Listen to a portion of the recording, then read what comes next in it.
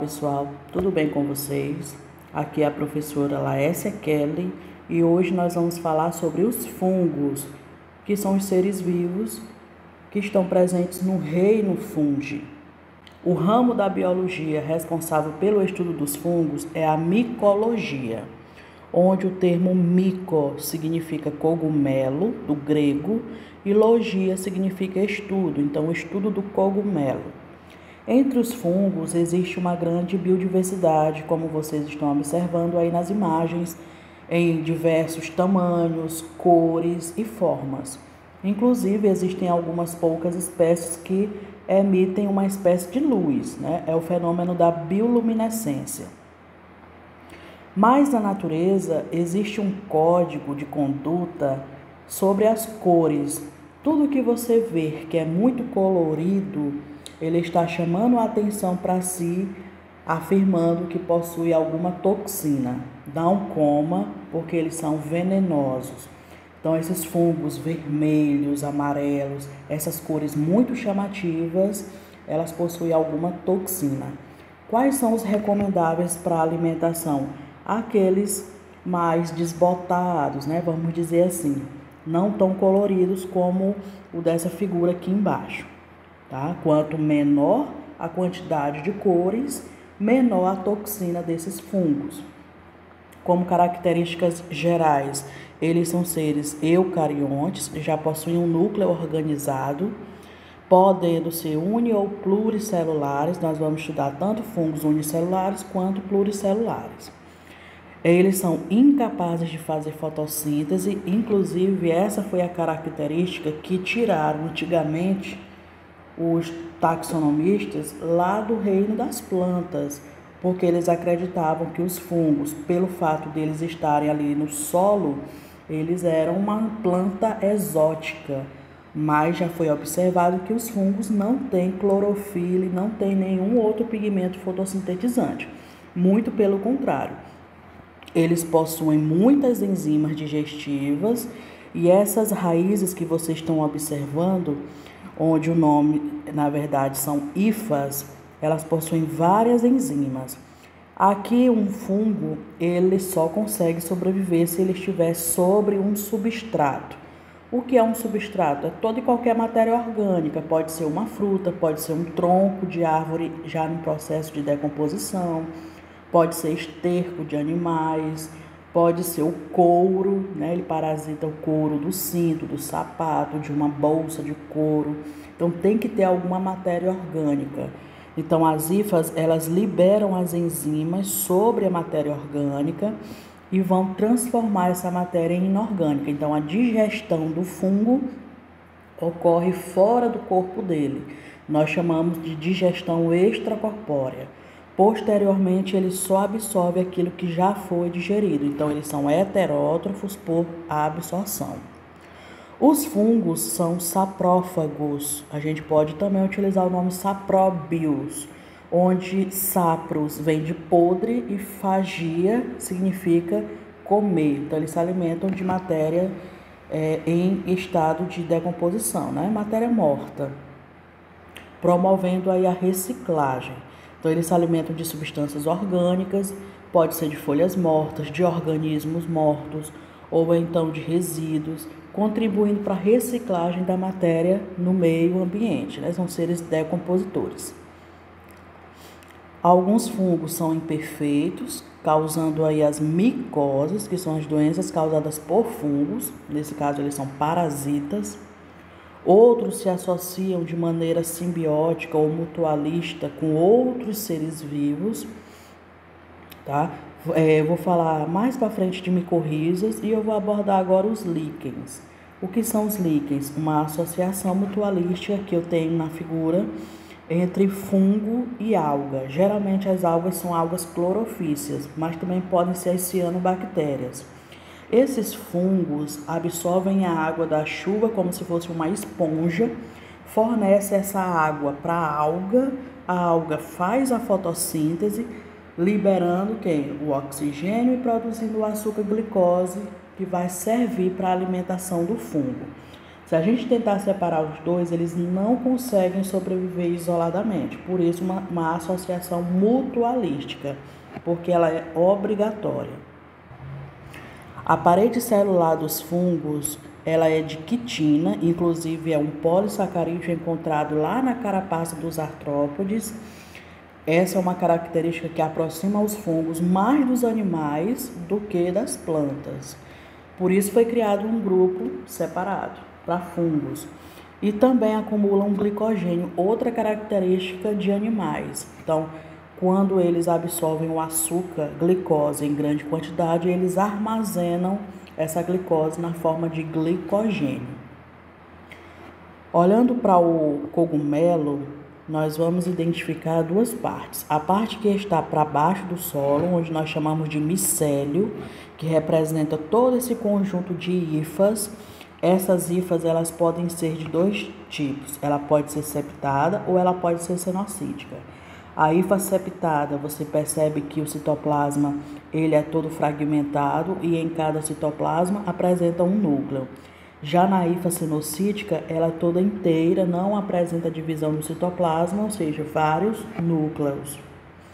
E tudo que está para cima do solo é o corpo de frutificação, ou corpo frutífero.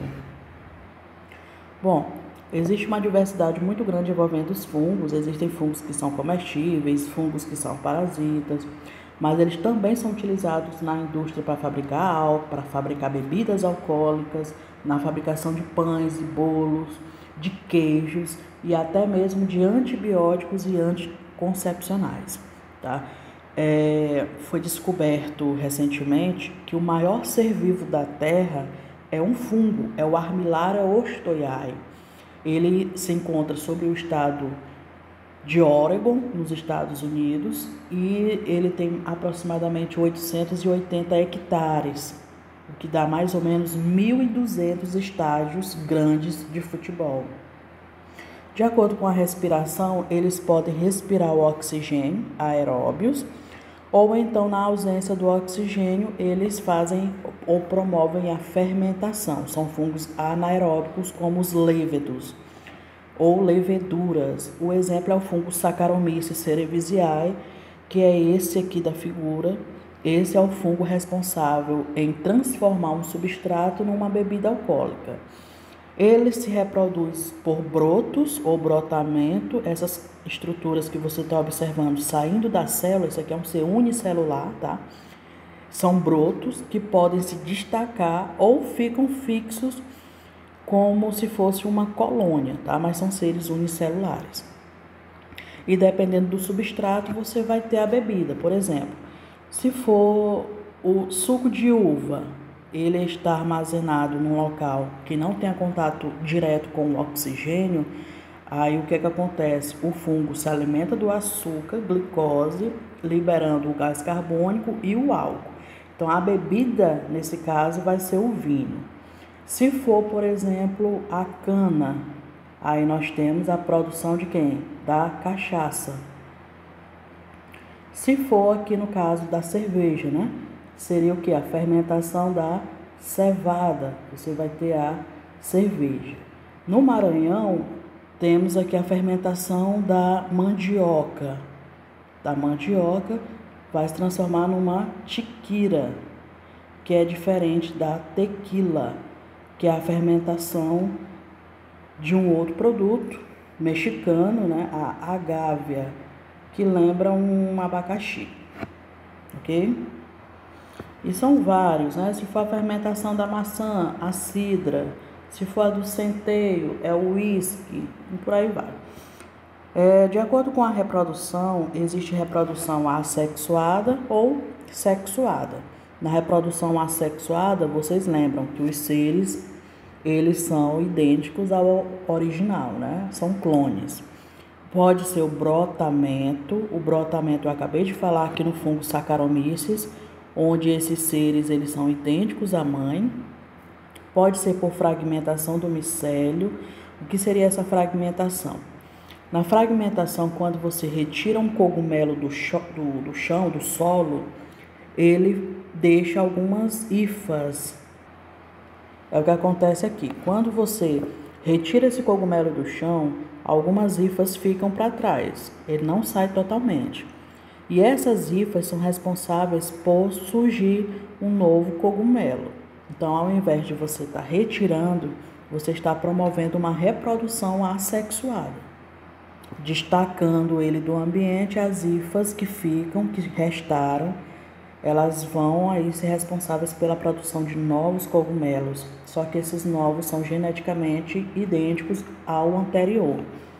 A esporulação acontece aqui nos fungos Basidiomicetus, que é a classificação do cogumelo, e abaixo do chapéu existem lá os esporângios, que produzem esporos. Os esporos são bem pequenos, a maioria deles são microscópicos, e eles são levados pelo vento. Se ele encontrar no ambiente um substrato, sombra e umidade, que são as 3 condições essenciais, necessárias para que o fungo se desenvolva, ali ele vai se desenvolver.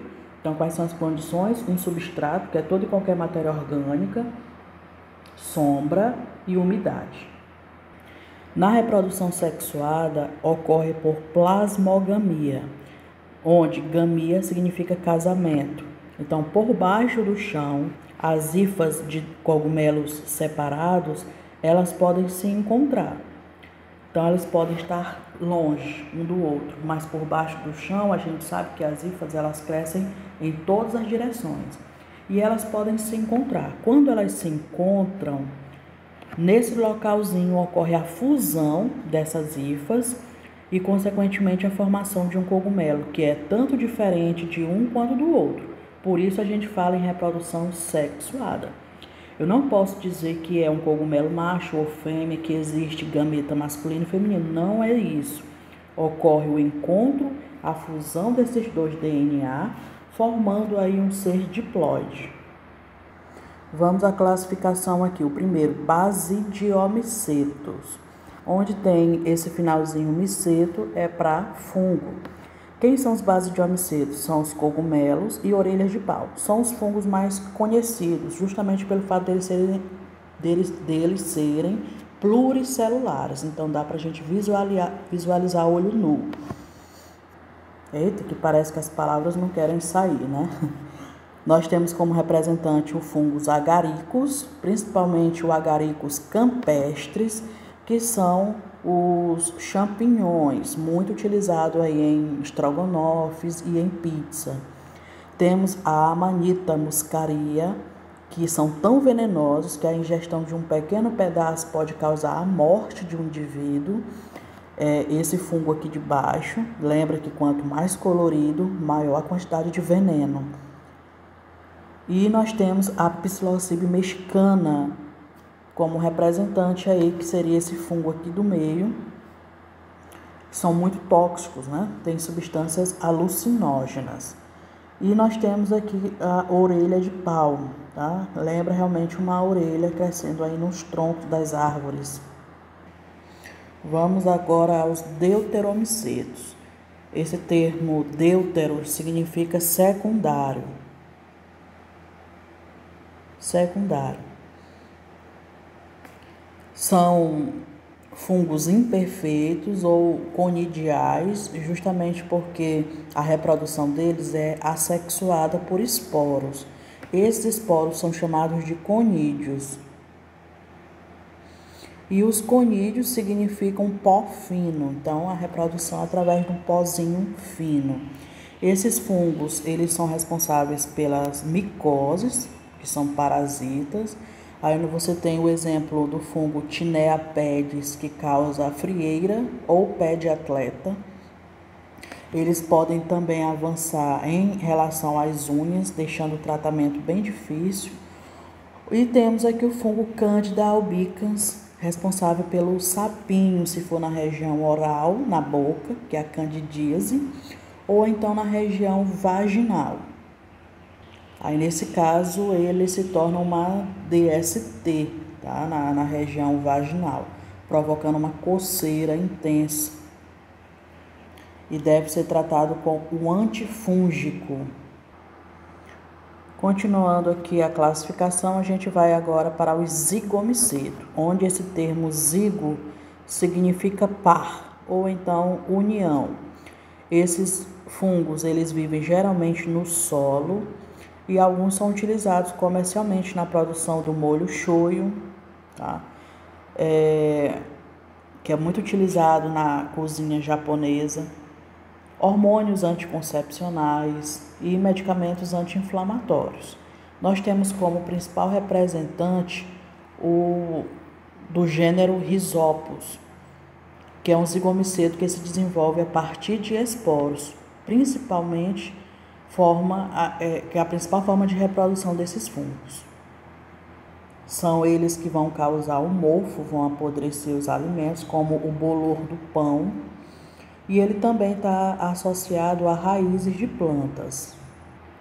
Essa associação mutualística que acontece com as raízes, o fungo aumenta a superfície de absorção de água e sais minerais para as raízes e converte alguns sais minerais numa forma que dá para a planta absorver com maior facilidade. Em troca, a planta fornece ao fungo substâncias orgânicas. Vamos agora usar os comicetos. Esse termo asco significa saco. São fungos que possuem sacos, que são essas estruturas aqui que está presente nessa figura, responsáveis pela produção de esporos, tá? Nós temos como representantes aí os lêvedos, trufas, bolores, como o Saccharomyces cerevisiae, que eu já falei anteriormente, que é o fermento utilizado na fabricação de bebidas alcoólicas, de álcool, pão, bolo, etc. Essas trufas são do gênero Tuber, muito apreciada na culinária. Esse do gênero Penicillium é o gênero produtor da penicilina, que é um medicamento, e de certos queijos, como o queijo Roquefort e o queijo Camembert.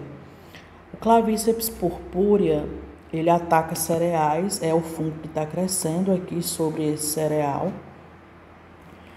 Ele é muito perigoso, a ingestão de uma pequena porção pelo ser humano ou por algum animal é suficiente para causar uma forma de envenenamento, o que provoca alucinações, espasmos nervosos, convulsões e até mesmo a morte.